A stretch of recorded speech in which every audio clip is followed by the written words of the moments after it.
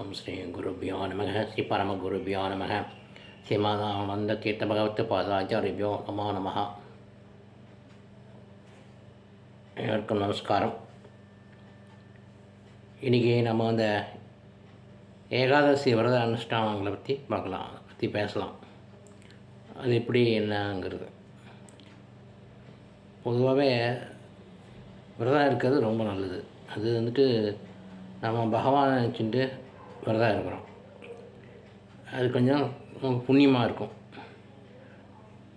நீங்கள் பகவானை நினச்சிட்டு விரதம் இருக்கலாம், இல்லை சும்மாவே விரதம் இருந்தாலும் எல்லாமே நம்ம தேகத்துக்கு ஆரோக்கியம் கொடுக்குற விஷயந்தான். உடம்பு சுத்தி ஆகும். அதுக்கு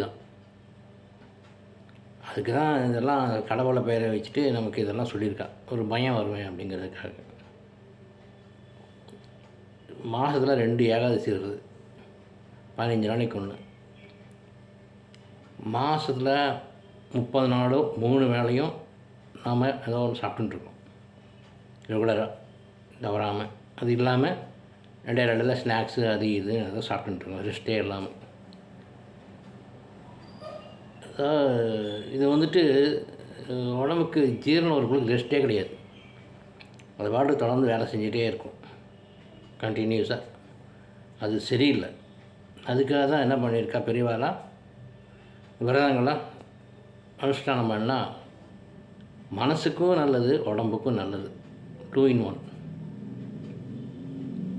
மனசு பகவான் நினச்சிட்டு இருக்கு, உடல் வயிறு சுத்தமாக இருக்கும், எந்த இதுவும் இல்லாமல் ஆரோக்கியமாக இருக்கும். அதுக்காக தான் பண்ணியிருக்கேன். 15 நாளைக்கு ஒரு தடவை எதுவும் சாப்பிடாமல் லைட்டாக திரவாகாரத்தை மட்டும் சாப்பிட்டுட்டு இருக்கணுங்கிறது ஒரு இது எல்லாருமே எடுக்கணும். 6 வயசுலேருந்து வயசானவ வரைக்கும். சில இவங்களுக்கு மட்டும் ஒரு சாப்பிட்டே ஆகணுன்ட்டு இருக்கிறவங்க மட்டும் எடுத்துக்கலாம். அது ரெஸ்ட்ரிக்ஷன் கிடையாது, அவங்களுக்கு எக்ஸிபிஷன் உண்டு. முடிஞ்ச அளவு ஏகாதசி விரதம் அனுஷ்டானம் பண்ணால் ரொம்ப நல்லது. தேக ஆரோக்கியம், உடல் சுத்தி. 15 நாளைக்கு ஒரு தடவை அது எல்லாருமே கடைப்பிடிக்கணும். ரொம்ப ரொம்ப முக்கியமானது. பகலையும் தூங்கக்கூடாது. ஏகாதசி விரதம் இருந்தால் பகலில் தூங்கக்கூடாது. அன்றைக்கி ஃபுல்லும் வீட்டிலே இருக்கிற பெரியவங்க ஏதாவது ஸ்லோகத்தை படிச்சுட்டு, பகவான் இதை சம்மந்தமாக ஏதாவது புக்கை படிச்சுட்டு இருக்கலாம். வேலையில் போகிறவங்க, ஸ்கூலுக்கு போகிறவங்க எல்லாருமே இந்த விரதத்தை அனுஷ்டானம் பண்ணலாம். அவங்களுக்கு தேக ஆரோக்கியத்தை பொறுத்து முடிஞ்ச அளவுக்கு எப்படி இருக்கணுமோ அவங்க இருக்கலாம். அதனால் 15 நாளைக்கு வர்றத நமக்கு ஜீரண உறுப்புகள் தான் ரெஸ்ட்டு கொடுக்குறது. அதாவது 144 நம்ம உடம்புக்கு ஒரு 144 போட்டுடுறது நமக்கு நாமளே. 144 போட்டால் ரோடெல்லாம் கூட்டம் இருக்காது, யாரும் நடமாடக்கூடாது, தடை உத்தரவு. ரோடு நிசப்தமாக இருக்கும், யாரும் போகக்கூடாது வெளியில். கண்டிஷனாக போட்டேன்னு வச்சுக்கோங்களேன், ரோடு யாரும் போகக்கூடாது, நடக்கக்கூடாது, கடை இருக்காது, சலசலப்பு இருக்காது, சத்தம் இருக்காது, ஒன்றும் இருக்குது, நிசப்தமாக இருக்கும். 144 இந்த ஏரியாவில் போட்டாங்கன்னா. கர்ஃப்யூன்னா வச்சுக்கோங்க. கர்ஃப்யூ போட்டாங்கன்னா எதுவும் இருக்காது ரோடில். வண்டி வாகன சத்தம், ஆரன் சத்தம் எதுவும் இருக்குது, நிசப்தமாக இருக்கும். அந்த மாதிரி தான் வயிற்றுக்கு ஒரு 144 போட்டேன்னு வச்சுக்கோங்களேன். சும்மா எப்போ பார்த்தா நம்ம ஏதோ கொட்டிகிட்டே இருக்கிறது அதெல்லாம் இல்லை. வயிறு நிம்மதி கொஞ்சம் சூப்பராக இருக்கும். அது ரெஸ்ட்டு, அதுக்கு ஜீரண உறுப்புகள் ரெஸ்ட்டு. அந்த மாதிரி தான் கர்ஃப்யூ ரிலீஸ் பண்ணிட்டேன்னு வச்சுக்கோங்களேன், அப்பாடா எல்லாம் சுறுசுறுப்பாக வேலை செய்வாங்க, நல்லா ஆரோக்கியமாக தெம்பாக வேலை செய்வாங்க.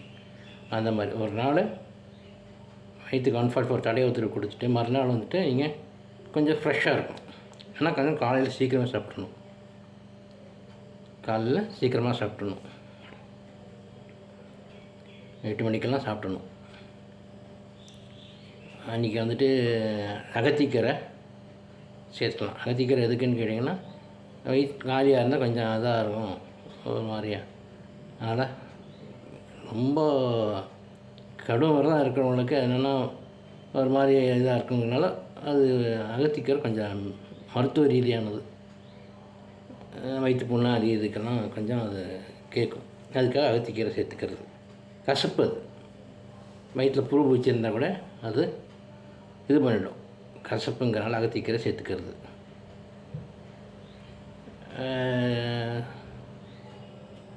காலையில் சீக்கிரமாக சாப்பிட்டுட்டு 8 மணிக்கெல்லாம் சாப்பிட்டுட்டு ரெகுலராக பண்ணிக்கலாம். அதனால் எல்லாருமே வந்துட்டு ஏகாதசி விரதம் அனுஷ்டானம் பண்ணணும். அதனால் இதை வந்துட்டு நீங்கள் கடைப்பிடிச்சு பாருங்க, எப்படி இருக்குன்னு உங்களுக்கே தெரியும்.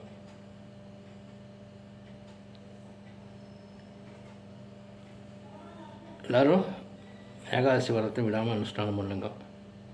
அடுத்தது வீடியோவில் அடுத்த அனுஷ்டானங்கள் என்னங்கிறத பற்றி பேசலாம். நன்றி, வணக்கம்.